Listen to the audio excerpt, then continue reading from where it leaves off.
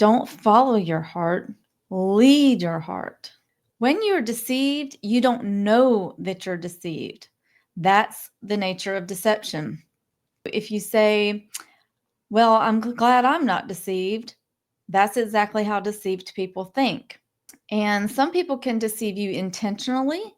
Some people can deceive you unintentionally, and then you can be self-deceived.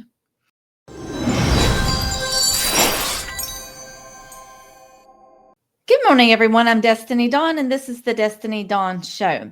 Today, we're going to be talking about deception. How can you get and remain undeceived? Because when I was thinking about how young girls get lured online and how they get trafficked and how they get taken, I really started thinking about how exactly does this happen and what can we do to prevent it? When you're deceived, you don't know that you're deceived. That's the nature of deception. If you say, well, I'm glad I'm not deceived, that's exactly how deceived people think. And some people can deceive you intentionally. Some people can deceive you unintentionally, and then you can be self-deceived. People who are deceiving you unintentionally, they themselves are deceived. So they don't know, they're not doing it on purpose. We don't even know our own hearts. And all these Disney movies tell us, follow your heart, follow your dreams, follow your heart. No, we should not follow our heart. Our heart is deceitful and exceedingly wicked. How can we even know our own heart? We can't. We should lead our heart. In the movie, I believe it was Courageous, or maybe it was Fireproof. But the guy in there said, I think it was Courageous. I think he was wearing a police uniform. He said, don't follow your heart, lead your heart. And that's what we have to do. We have to teach our young people to lead our heart. Don't let our emotions take us away, but have emotional intelligence. We are told to walk circumspectly. And what that means is to be wary and to be unwilling to take risk. It means to be cautious, to live our lives in a cautious way, to walk cautiously. Now, if you take a risk, it needs to be a calculated risk. Even CEOs of corporations understand risk management. They understand how to assess a risk and to try to avoid it or take a calculated risk. And they have a whole team of people that help them assess these risks and take action towards it and to try to mitigate it to where there's not as much damage if it doesn't go the right way. And so here we have young people who overestimating their ability to manage risk and underestimating the threats out there. There are opportunities, but there are also threats. And for a young person, that is a big deal to try to assess a threat and know how to manage their risk. You need a team of people around you. When we are enticed and led away by our own desires, that is when we can fall into a trap. We should always be diligent and always on the lookout for anything suspicious. We should test everything. Don't trust anything, especially these days.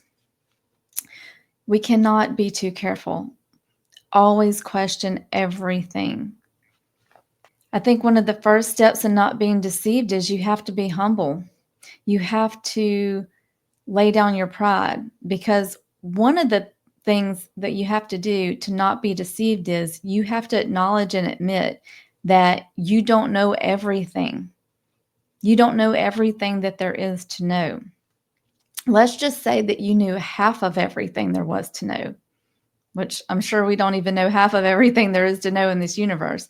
But let's just say for a minute that we knew half of everything. Is there something in the other half that you don't know?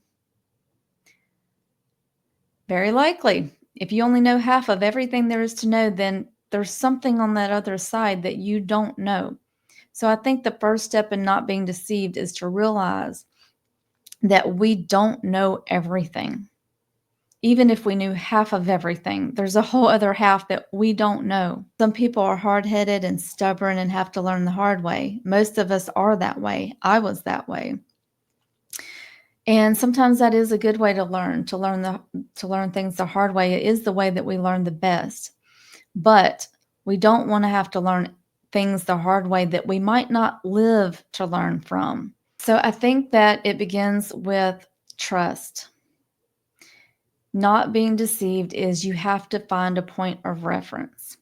You have to have something you can trust. You have to have a foundation. You have to stay close to those people who are your people, that is your team that surrounds you, that you can trust. A point of reference is something that helps you understand or measure or judge something else, like a ruler. You use it to measure other things by, to see if it fits and if it is something that, is going to work, something that you understand. So, for instance, a point of reference could be a chair in a black room. Say you're in a pitch black room, you can't see your hand in front of you, but you have a chair that you're holding on to. That chair is your point of reference.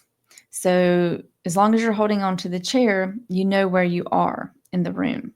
If the chair is in the center of the room. Now you can walk a few steps in front of the chair. You might walk a few steps to the right. You might walk a few steps to the left of the chair, or a few steps behind the chair. But as long as you know where you are in reference to that chair, you know where you are and you're safe. Some other points of reference would be the lines on a road. You have the lines in the middle of the road that tells you if you're on this side, you're not going to go into the other lane and hit someone head on and have a head-on collision.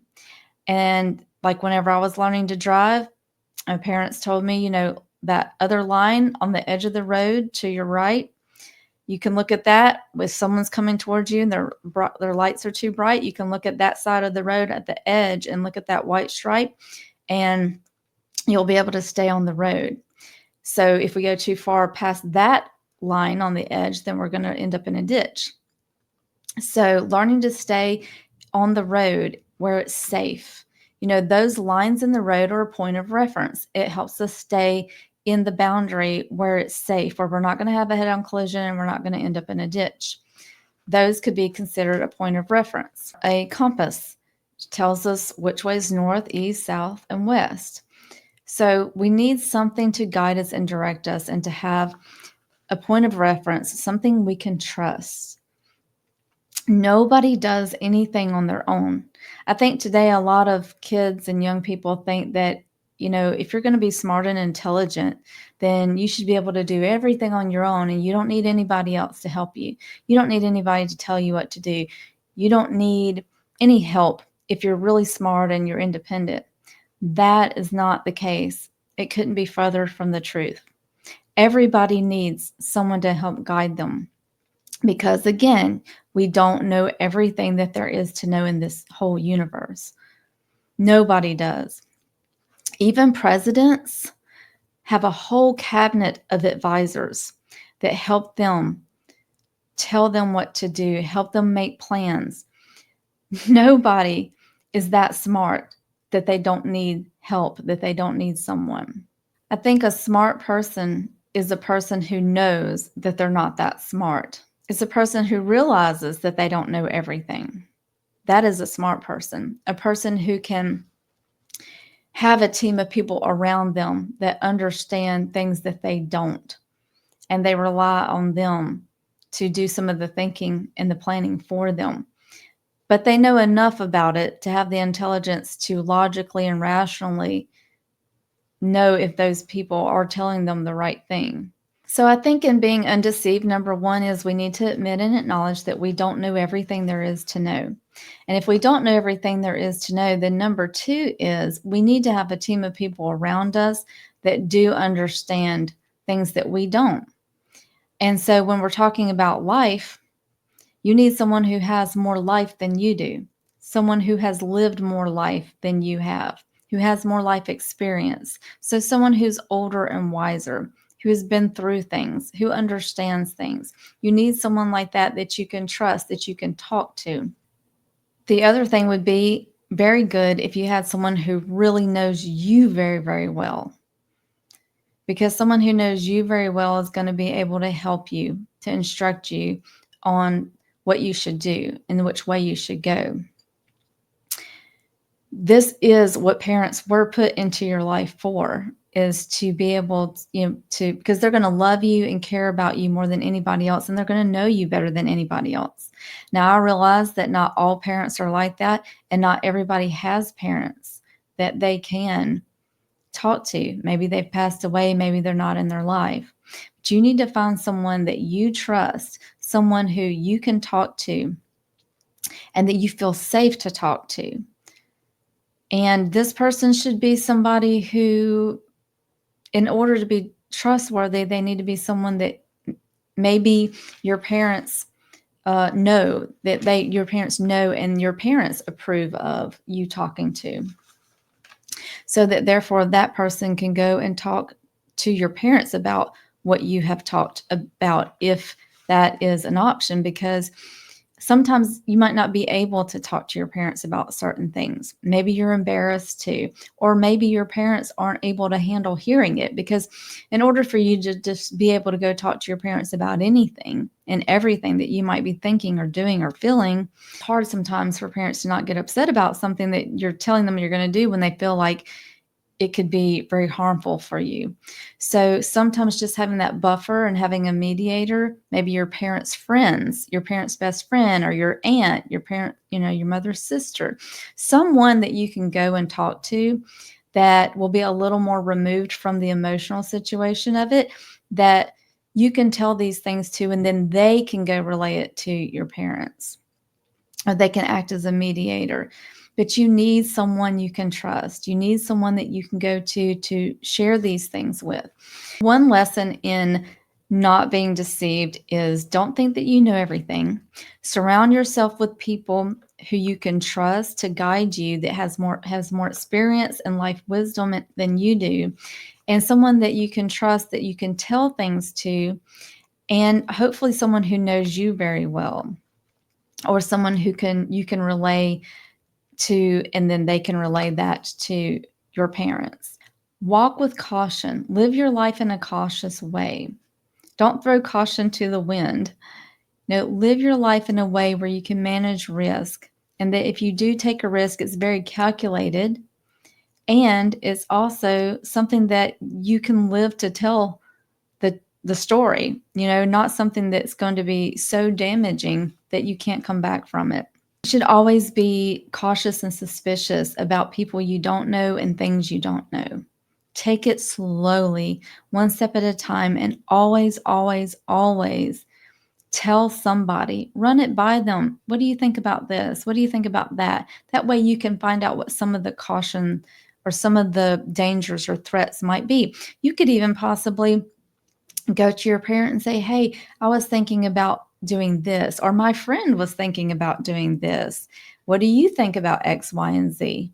Because that way it doesn't sound like it's you planning it. It's just one of your friends. I mean, there are ways to kind of cloak things so that even if your parents knew that you were talking about yourself, it wouldn't be too obvious. But at least it helps get the communication started. I think a lot of times we don't talk about things because we're not sure what's going to happen. My daughter said that she didn't come and talk to me about her plans to leave the country because she knew that I wasn't going to let her go, that I wouldn't let her go. And she really, really wanted to go. She knew that I would be concerned for her safety, and she just really wanted to go, and she didn't believe that there was a safety issue. And she really believed these people. And she also didn't want to waste their money, which is very manipulating to put a guilt trip on her like that. Because I would have gladly paid I would have gladly paid them back their money, even doubled their money, until her and I could plan for me to go with her to meet these people. It is always very dangerous to go meet someone you don't know, even if they're in the same town that you're in, much less across the world. There's so many things that can go wrong, so many things that can happen. The further away something is, and the more complex it is, different languages, different culture, different currencies, there's just a lot of moving parts that you don't know what could happen. So how do we make ourselves not want something that we want. How do you do that as a human being? How do we put away our desires or yield our desire? Wait and put off what we want and yield our desire until we know that it's a secure place to set our foot on. This is a very important lesson. How do we wait patiently and seek counsel? Well, there are ways. That's why there's a good reason for practicing spiritual disciplines like fasting. If you can delay the gratification of eating food, which is something that your body needs. I mean, there's nothing wrong with food. Your body subsists on it. It needs it to survive. And if you can put that aside, then it's a very good practice and discipline in putting any of your other wants or desires aside.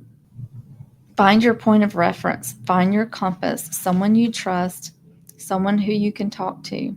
I would urge all young people to always talk to someone that you can confide in, that you can trust before making any huge decision. And like I said, you can even tell your parent's friend that you have a friend who's thinking about doing this or that. But at least it lets somebody know something about your thoughts. Any huge decision that you're going to make about pursuing a relationship, moving to another town, buying a house, having a certain career, any major decision, you need someone that you can talk that out with. You need someone you can trust. You need a team. In the multitude of counselors, there is safety. A multitude. That's a lot of people. That's not even just one or two. You need all kinds of input. We don't walk on this earth alone. No man is an island. Smart people know and recognize that they are not smart enough to know everything, and they get the input and help from others. And they choose those people very carefully, who they listen to. I hope that you will not follow your heart, but lead your heart, and we'll see you in the next video. Thanks for watching.